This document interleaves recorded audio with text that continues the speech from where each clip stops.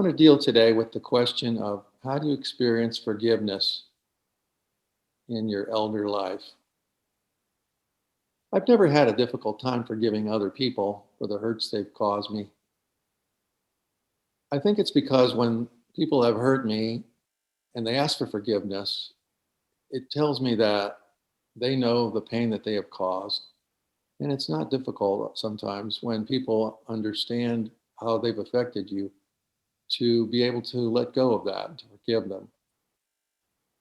As I've grown older, it's a bit more complicated because forgiveness for me has been more about forgiving myself rather than other people. And as I have more time behind me than in front of me, I look back and see things from a different perspective. Sometimes I find it hard to forgive myself.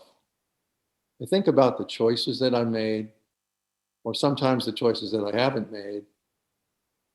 And I look back on that and reflect with some regrets, some remorse at times. Forgiveness for me has been more about learning to let go of the past and allow the past to be past. It's not about forgetting, but it's more about acceptance, about letting go. It's about realizing that at the time things happened, I didn't know then what I do know now. And sometimes I wonder, even if I did know, would it have made a difference? If I had done things differently, would I still be wondering if I'd made the right choices? I do know we can't go back and redo things. Forgiveness in my later years is more about letting go of the failures that I've had, or sometimes the falls that I've made, knowing that failure and suffering are actually a necessary part of our maturing process in life and growing closer to God. They're necessary because they help us break down our narrow egocentrism in order to teach us that failure and suffering are necessary and that our life is not really about us.